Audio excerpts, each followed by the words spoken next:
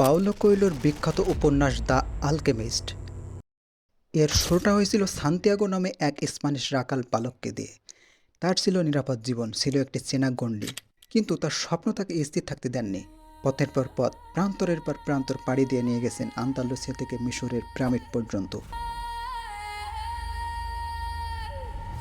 আজকের পৃথিবীতে সবাই যখন সফলতার শব্দটা সংজ্ঞায় তুলে দিয়েছেন অন্যের হাতে, ভালো সিজি পেয়ে একটি বিসিএস বা চর্বিযুক্ত কর্পোরেট জব, এর বাইরে গিয়ে যখন নিজের কোনো স্বপ্ন বা প্যাশনের কথা বলে সমাজ তাকে পাগল মনে করে। সেখানে পাওলো কোয়েলো এই উপন্যাসে দেখিয়েছেন কিভাবে সমাজের প্রচলিত নিয়মের বাইরে যেয়ে ঘাত প্রতিঘাত পেরিয়ে কিভাবে স্বপ্নের কাছাকাছি পৌঁছালেন এক বালক। বইটির শুরুতে দেখা যায় যে স্পেনের আন্দালুসিয়া অঞ্চলের জন্ম এক বালকের নাম সান্তিয়াগো।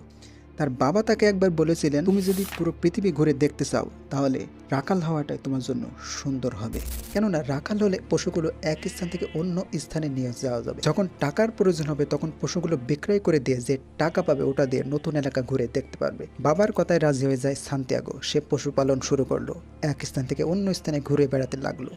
সাথে কিছু বই নিল যা সে বিশ্রামের সময় পড়বে। এভাবে দিনকাল ভালোই যাচ্ছিল। স্বাধীনভাবে ঘুরছে ফিরছে আর নিজের স্বাধীন জীবন উপভোগ করছে। এক রাতে সে আশ্রয় নেয় তার চেনা পুরাতন একটি গির্জায়, যেটা এতটাই পুরাতন যে তার ছাদ ভেঙে বড় বড় সাইকেমোর গাছ বের হয়ে এসেছে। জরাজীর্ণ পরিবেশ, সারা দিনের কঠিন সূর্যের তাপ আর দীর্ঘ পথের হেঁটে ক্লান্ত শরীর বিশ্রাম নিতেই যেন ঘুম চলে আসলো। রাতে এক অদ্ভুত স্বপ্ন দেখলো। সে দেখলো একটি বিশাল গুপ্তধন পেয়ে গেছে, যেটা পেয়ে সে অনেক বড় লোক হয়ে গেছে। কিন্তু সমস্যা হলো স্বপ্নের ভেতরে এটা জানতে পারা যায়নি যে গুপ্তধনটি কোথায় আছে। এবার তার মাথায় চেপে বসলো গুপ্তধনের ভূত। সে দিশেহারা হয়ে খুঁজতে লাগলো কে আছে তার এই স্বপ্নের ব্যাখ্যা করতে পারবে। খুঁজে পেল এক জিপসি মহিলার, যে কিনা স্বপ্নের ব্যাখ্যা করেন। সান্তিয়াগো ছুটে গেলেন তার কাছে। স্বপ্নের ব্যাখ্যা হিসেবে মহিলাটি বললেন, সত্যি গুপ্তধন আছে, তবে সেটা পিরামিডের পাশে। যদি তুমি সেখানে যাও তাহলে সেটা তুমি পাবে। সান্তিয়াগো জিজ্ঞাসা করলেন, সেখানে আমি কিভাবে যাব? মহিলাটি বললেন, সেটা আমি জানি না। সেখানে যাওয়ার পর তোমার নিজেকেই খুঁজে বের করতে হবে। গল্পের এই অংশে আমাদের শিক্ষা দেয়, জীবনের প্রতিটি গুরুত্বপূর্ণ সিদ্ধান্তের আগে আমাদেরও এমন এক অনিশ্চয়তার মুখোমুখি হতে হয়। নতুন কোনো পথে চলতে গেলে কেউ দেখিয়ে দেবে না পথ, হয়তো পাওয়া যাবে না সফর সঙ্গে, চলতে হবে একলা পথে। তাই হয়তো রবীন্দ্রনাথ ঠাকুর লিখেছিলেন, যদি তোর ডাক শুনে কেউ না আসে তবে একলা চলো রে। সান্তিয়াগো একলা চলতে লাগলো, কিছুটা খুশি কিছুটা চিন্তিত। এক জায়গায় বসে বই পড়ছিল, যে বইগুলো সে বাড়ি থেকে নিয়ে এসেছিল অবসরে বিশ্রামের সময় পড়বে বলে। এরই মাঝে তার সাথে পরিচয় হয়ে গেল এক বৃদ্ধের সাথে। তার নাম মেলকিসেদক। সে ছিল সেলিমের রাজা। সেলিম হলো জেরুজালেমের পূর্ব নাম। রাজা তাকে মিশরে যাওয়ার পথ বলে দিলেন এবং তার ভেড়ার পাল বিক্রি করে মিশরের দিকে রওনা হওয়ার পরামর্শ দিলেন। সান্তিয়াগো কিছুটা চিন্তিত হলো, কারণ এতদিন ভেড়াগুলোর প্রতি তার মায়া জমে গেছে। সে ছাড়া ভেড়াগুলো কিভাবে থাকবে, কে বা তাদের দেখাশোনা করবে? নানা চিন্তায় মাথায় ঘুরপাক খাচ্ছে। সেলিমের রাজা তাকে বললেন, যিনি আমাদের সবার সৃষ্টি করেছেন তিনি আমাদের সবার জন্য পথ তৈরি করে দিয়েছেন। তুমি যদি তোমার মতে এগিয়ে যাও তাহলে তিনি তোমাকেও সাহায্য করবেন। রাজা আরও বললেন, যদি তুমি কোনো কিছু সত্যি মন থেকে চাও তাহলে পুরো মহাবিশ্ব তোমাকে তা পেতে সাহায্য করার জন্য একজোট হয়। গল্পের এই গুরুত্বপূর্ণ মোড়ে এসে সান্তিয়াগো আমাদের জীবনের এক কঠিন সত্যের মুখোমুখি দাঁড় করিয়ে দেয়। ভেবে দেখুন, সান্তিয়াগোর কাছে ভেড়াগুলো আসলে কী ছিল? ওগুলো ছিল তার চেনা জীবন, তার পরম প্রিয় কমফোর্ট জোন। সে ভাবছিল, আমি না থাকলে ভেড়াগুলো কি হবে, কে বা ওদের দেখাশোনা করবে? বাস্তব জীবনে আমাদেরও এমন নানা অজুহাত তৈরি করি। নতুন কিছু করতে গেলে বা নতুন স্বপ্নের কথা ভাবলে আমাদের সামনেও এমন নানা অজুহাত এসে দাঁড়ায়।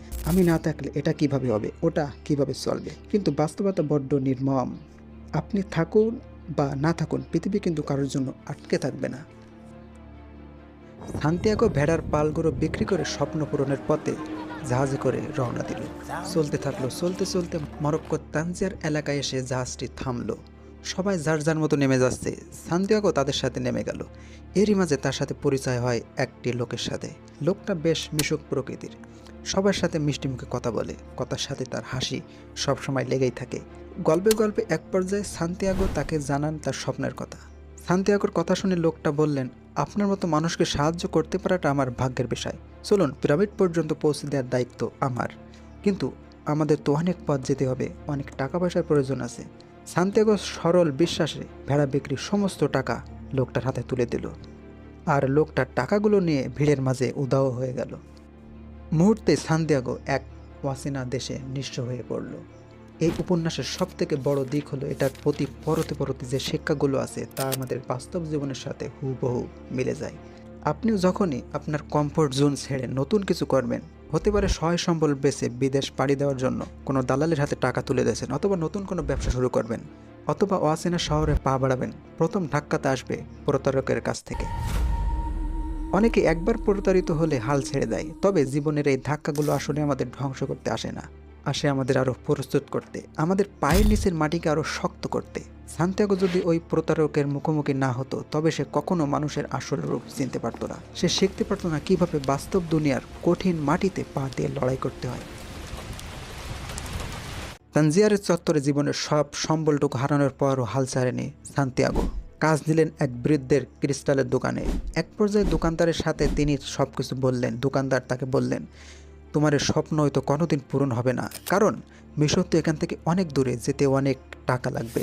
তুমি যদি সারা বছরও আমার এখানে কাজ করো, তবুও তোমার অত টাকা হবে না।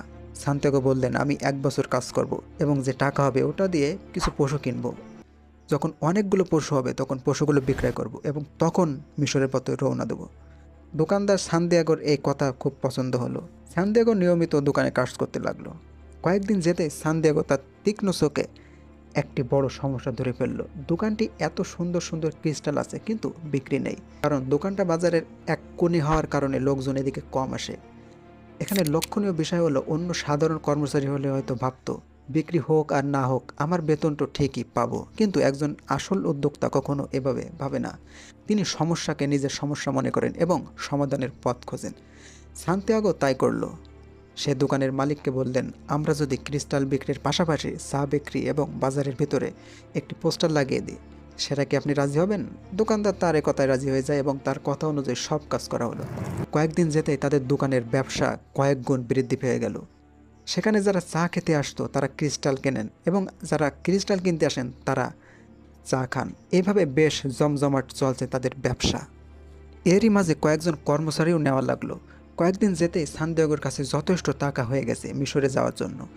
একটি উটের কাফেলা ফেলো যারা মিশরে যাবে, সেও তাদের সাথে যেতে চাইলো। তারাও তাকে সাথে নিলেন। কাফেলায় তার সাথে পরিচয় হয় এক ইংরেজ ভদ্রলোকের সাথে। লোকটা মিশরে যাবে। সে দীর্ঘদিন ধরে একজন আলকেমিস্টকে খুঁজছে। আলকেমিস্ট হলো জ্ঞানী রসায়নবিদ, যারা যে কোনো পদার্থকে সোনায় পরিবর্তন করতে পারেন। দুজন গল্প করতে করতে পাশাপাশি যাচ্ছে, দুজন একই স্থানে যাচ্ছে একই পথ ধরে, কিন্তু তাদের উদ্দেশ্য ভিন্ন। চলতে চলতে তারা রাতে আশ্রয় নেয় একটি শিবিরে। সান্তিয়াগো আর ওই ইংরেজ ভদ্রলোক দুজন চারিদিকে ঘুরে দেখতে লাগলো, আর সেখানে পেয়ে যায় সে আলকেমিস্টকে।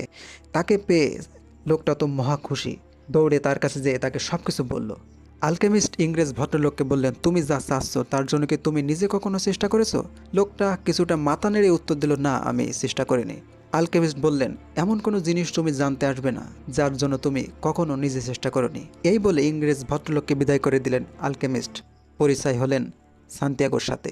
কৌতূহলী হয়ে সান্তিয়াগো জিজ্ঞাসা করলেন, আচ্ছা, আপনার কাছে যদি এতই জ্ঞান থাকে, তবে আপনি পৃথিবীর সব পদার্থকে সোনা বানিয়ে ফেলছেন না কেন? আলকেমিস্ট রহস্যময় এক মৃদু হেসে উত্তর দিলেন, শোনো বাবা, পৃথিবীর সব কিছুই যদি সোনা হয়ে যায়, তাহলে সোনার মূল্য আর থাকবে না। এখান থেকে বোঝা যায় ভালো জিনিস সবসময় কম থাকবে। আলকেমিস্ট সান্তিয়াগোর কাছ থেকে তার সব কথা শুনলেন এবং তার পিরামিডের রাস্তা দেখিয়ে দিতে চাইলেন। পরের দিন সকালে নিয়ে গেলেন। অনেক পথ গেলেন। যাওয়ার পর আলকেমিস্ট বললেন, এই পথ দিয়ে এগিয়ে যাও, এই পথে গেলে তুমি পিরামিডের কাছাকাছি চলে যাবে। সান্তিয়াগো চলতে শুরু করলো। চারিপাশে নিঝুম আদিগন্ত বালুকা রাশি। চলতে চলতে মাথার উপরে সূর্যটাও পাটে নামলো। পশ্চিমের আকাশ লালাভ হয়ে ডুবে গেল অন্ধকারে, কিন্তু সান্তিয়াগো থামল না। দীর্ঘ সময় পর বহু ঝড়ঝাপটা, প্রতারণা আর হাজার হাজার মাইল রক্তঝরা পথ পাড়ি দিয়ে সান্তিয়াগো পৌঁছালেন তার স্বপ্নের ঠিকানায়। সামনে দাঁড়িয়ে আছে শত শত বছরের ইতিহাস বুকে আঁকলে রাখা মিশরের বিশাল পিরামিড। প্রাচীন ইমারতের দিকে তাকিয়ে সান্তিয়াগোর চোখ দুটি আশার জলে ভরে উঠল। সে তড়িঘড়ি করে পিরামিডের কাছে গেল এবং বালু খুলতে শুরু করলো। এরই মাঝে একদল ডাকাত এসে হাজির। ডাকাত দল বললেন, হে ছেলে, তুমি এখানে কি করো? সান্তিয়াগো বললেন, আমি স্বপ্নের টানে এখানে গুপ্তধন খুঁজতে এসেছি। ডাকাত সর্দার হেসে বললেন, তুমি কি বোকা? এখানে কোনো গুপ্তধন নেই। শোনো, আমিও বহু বছর ধরে স্বপ্নে দেখে আসছি স্পেনের একটি পুরাতন গির্জা, যার ছাদ ভেঙে সাইকেমোর গাছ বের হয়ে গেছে। ওখানে মাটির নিচে গুপ্তধন আছে। তাই বলে আমি তো অত দূর যাইনি, আমি তো আর তোমার মতো বোকা না। এই বলে ডাকাত দল চলে গেল। সান্তিয়াগো মনে মনে হাসতে লাগলো, কারণ ডাকাত দল যে গির্জার কথা বলেছেন ওটা তো সান্তিয়াগোর বাড়ির পাশে সেই গির্জা যেখানে শুয়েছে স্বপ্ন দেখেছিল গুপ্তধনের। সে ফিরে গেল নিজ এলাকায় এবং গুপ্তধন পেয়ে গেল। এখন প্রশ্ন হলো, যদি সান্তিয়াগো তার বাড়ির পাশের গির্জায় গুপ্তধন পেয়ে থাকে, তাহলে কেন এত পথ পাড়ি দিয়ে মিশর গেলেন এবং মিশর থেকে আবার স্পেনে ফিরে আসলো? কি দরকার ছিল এত সফরের? এখানে আছে বইয়ের নামের সাথে শিক্ষা। বইয়ের নাম আলকেমিস্ট এজন্য হয়নি যে সান্তিয়াগোর সাথে একজন আলকেমিস্টের দেখা হয়েছিল, বরং একজন আলকেমিস্ট বা রসায়নবিদ যেমন নানা পরীক্ষা নিরীক্ষা আর ক্রিয়া প্রতিক্রিয়ার মধ্য দিয়ে যে কোনো সাধারণ ধাতুকে সোনায় রূপান্তর করতে পারেন। তীব্র উত্তাপ না লাগলে সোনা যেমন কখনো খাঁটি সোনা রূপ নেয় না, ঠিক তেমনি মানুষের জীবনেও আরামদায়ক ঘরে বসে তৈরি হয় না। জীবনের নানা প্রতিকূল, প্রতারণা, অপমান আর ব্যর্থতায় মানুষকে খাঁটি মানুষ করে তোলে। এ গল্পের বড় সত্যিটা হলো, আমরা জীবনে যা দূরে খুঁজে বেড়াই, সুখ, সফলতা, জ্ঞান, তা আসলে আমাদের পাশেই থাকে, কিন্তু আমরা তা দেখতে পাই না। কারণ তা দেখার জন্য যে পরিণত চোখ, তা পাওয়ার জন্য তো আমাদের ঘর ছাড়তে হয়, মরক্কোর তানজিয়ারে নিঃস্ব হতে হয়, কিংবা মরুভূমির বালুঝড়ে নিজের অস্তিত্বকে বাজি রাখতে হয়। আপনি যদি বসে থাকেন তাহলে পায়ের নিচে গুপ্তধন থাকলেও তা দেখতে পাবেন না। তাই জীবনে আজ যা ঝড় বয়ে যাচ্ছে, যে কঠিন পথ দিয়ে আপনি হাঁটছেন, তা আপনাকে ধ্বংসের দিকে নিয়ে যাচ্ছে না, বরং আপনাকে খাঁটি সোনায় পরিণত করছে।